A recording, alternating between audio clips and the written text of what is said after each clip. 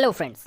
बहुत सारे ऐसे लोग होते हैं जिनके माइंड में ये सवाल होता है कि हम इंडिया में पायलट कैसे बन सकते हैं। ठीक है, चाहे उन्हें बनना हो नहीं बनना हो, पर एक क्यूरियोसिटी, एक उत्सुकता उनके मन में जरूर होती है कि आखिर हम पायलट के बारे में जानें। और आज के इस वीडियो में मैं आपके हर सवाल का जवाब देने वाला हूं, जैसे कि एलिजिबिलिटी क्या होती है पायलट बनने की, उनमें खर्चा कितना आता है, यानी उन्हें फीस कितनी पे करनी होती है। हम ये भी देखेंगे कि उन्हें पढ़ाई क्या क्या करनी होती है, कौन कौन से पेपर्स क्लियर करने होते हैं, और एट लास्ट हम बात करेंगे कि पायलट की सैलरी कितनी होती है, क्योंकि ये बहुत बड़ा मुद्दा है और इसको सुनते ही बहुत सारे लोगों के मन में ये ख्याल आता है कि मैं पायलट क्यों नहीं बन सकता। तो हर एक चीज आपको जवाब में मिलेगा, बस एंड तक इस वीडियो को जरूर देखिए। अब सबसे पहली चीज आती है एलिजिबिलिटी, यानी आप ये कैसे पता करेंगे कि आप पायलट बनने के एलिजिबल हैं या नहीं हैं। तो इसके लिए पहली एलिजिबिलिटी है कि आप 12th क्लास पास होने चाहिए, यानी कक्षा 12 आप पास हो। ठीक है, और आपके क्लास 12th में मैथ, फिजिक्स और इंग्लिश होना चाहिए। अब बहुत सारे लोग ऐसे होते हैं जो बायो, आर्ट्स या कॉमर्स लिए होते हैं और जिनके पास मैथ या फिजिक्स नहीं होता है।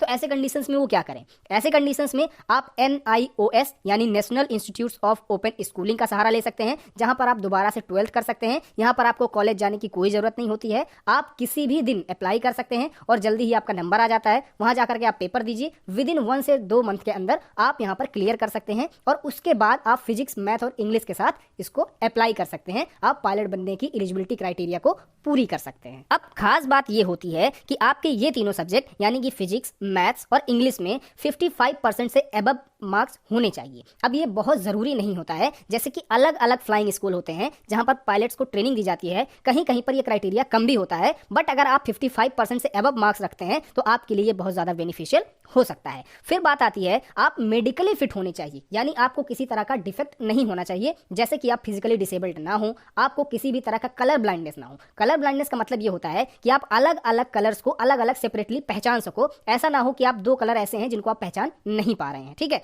इसके अलावा आपको क्लास 1 और क्लास 2 की मेडिकल करवानी होती है, जिससे ये देखा जाता है कि आपकी बॉडी में कोई ऐसा डिसीज या ऐसा कोई डिफेक्ट तो नहीं है जिससे आप पायलट यानी कि जो हवाई जहाज चलाना होता है आपको उसमें कोई परेशानी आएगी।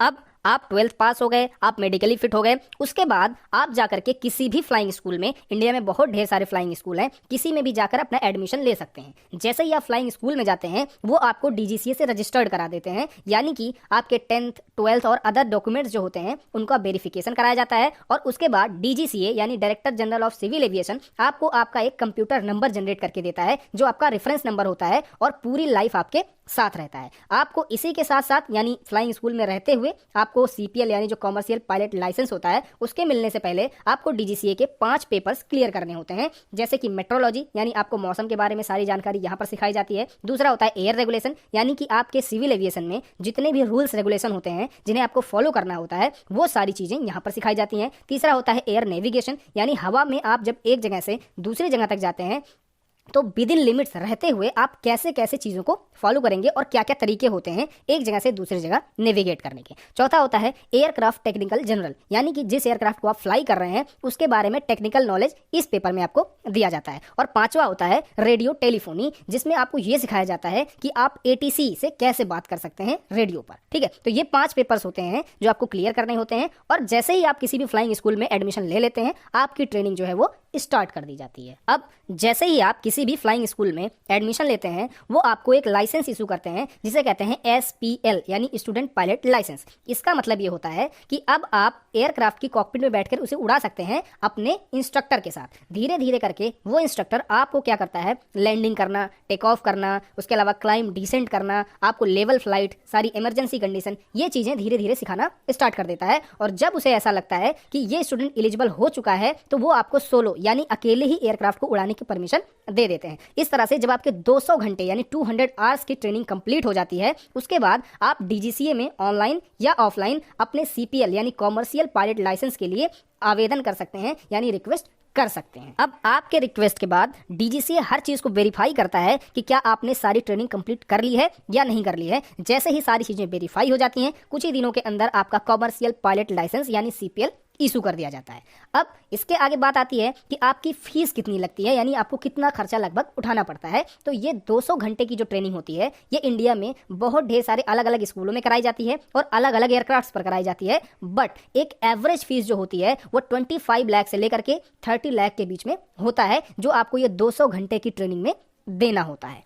अब जैसे ही आपका CPL इशू हो जाता है, आप एलिजिबल हो जाते हैं कि किसी भी एयरलाइन में आप पायलट की पोस्ट के लिए अप्लाई कर सकते हैं। ठीक है, अब जैसे ही आप किसी भी एयरलाइन में अप्लाई करते हैं, वहां पर आपसे रिटन एग्जाम होता है, इंटरव्यूज होते हैं और उसके बाद आपको सेलेक्ट किया जाता है। अब इन सारी चीज़ों के बाद जब आप एक CPL यानी कॉमर्शियल पायलट लाइसेंस के होते हुए भी सेलेक्ट हो चुके हैं, इसके बाद जिस भी एयरक्राफ्ट को आपको उस एयरलाइन में ऑपरेट करना है, उस पर टाइप ट्रेनिंग यानी टाइप रेटिंग कराई जाती है। अब ये क्या चीज़ है? फॉर एग्जाम्पल, मान लीजिए कि आपने इंडिगो में इंटरव्यू दिया और पायलट के लिए आप सेलेक्ट हो चुके हैं, तो वो कंपनी पूछेगी कि आप किस एयरक्राफ्ट को उड़ाना चाहते हैं, या फिर वो खुद बताएगी कि हमारे पास ये एयरक्राफ्ट खाली है और आपको इसको उड़ाना है। तो कंपनी कहेगी कि जैसे कि उसके पास एयरबस 320 खाली है, तो वो बोलेगी कि आप जा करके एयरबस 320 का टाइप ट्रेनिंग करके आइए, यानी टाइप रेटिंग करके आइए। वहां पर भी आपको लगभग 16 से लेकर के 20 लाख तक का खर्चा आता है। जब आप वो टाइप ट्रेनिंग पूरी कर लेते हैं, तब वो आपको सेलेक्ट कर लेते हैं और एज ए पायलट भर्ती कर लेते हैं। अब ऐसा नहीं होता है कि जैसे ही आप टाइप रेटिंग करके आते हैं, आपको सीधे एयरक्राफ्ट उड़ाने को दे दिया जाता है। उसके बाद भी आपकी जॉब तो लग जाती है, फिर भी आपको कुछ दिन तक ट्रेनिंग करनी होती है, जिसको हम सैलरी के साथ डिस्कस करेंगे। यानी कि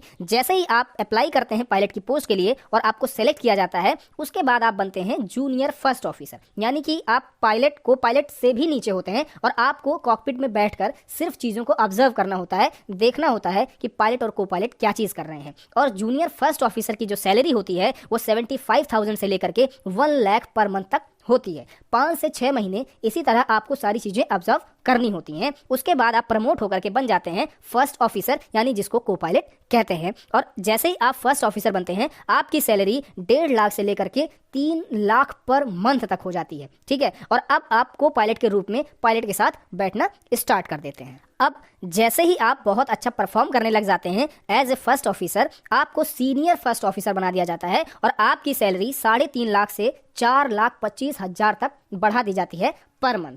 थोड़े ही दिनों के बाद जब आप बहुत ही अच्छे तरीके से एयरक्राफ्ट को लैंड, टेक ऑफ, मैन्यूवर सारी चीज़ें कराने लग जाते हैं, कंपनी आपको जल्दी ही प्रमोट करके PIC यानी पायलट इन कमांड, यानी जिसको हम पायलट बोलते हैं, वहां तक प्रमोट कर देती है। और यहां पहुंचने के बाद आपकी सैलरी 5 लाख से ऊपर चली जाती है। अब आपको लग रहा होगा कि मैं इतने रेंज में सारी सैलरीज क्यों बता रहा हूं। ऐसा इसलिए है क्योंकि डिफरेंट टाइप की जो कंपनीज होती हैं, एयरलाइन कंपनी, वो अलग अलग सैलरी भी देती हैं। बट पायलट बनने के बाद 5 लाख से कम सैलरी कहीं भी नहीं मिलती है, बल्कि 6 लाख 7 लाख से भी ज़्यादा सैलरी हमारे जो पायलट्स होते हैं, जो बहुत ज़्यादा सीनियर हो चुके होते हैं, उन्हें दिया जाता है। तो आज के वीडियो में बस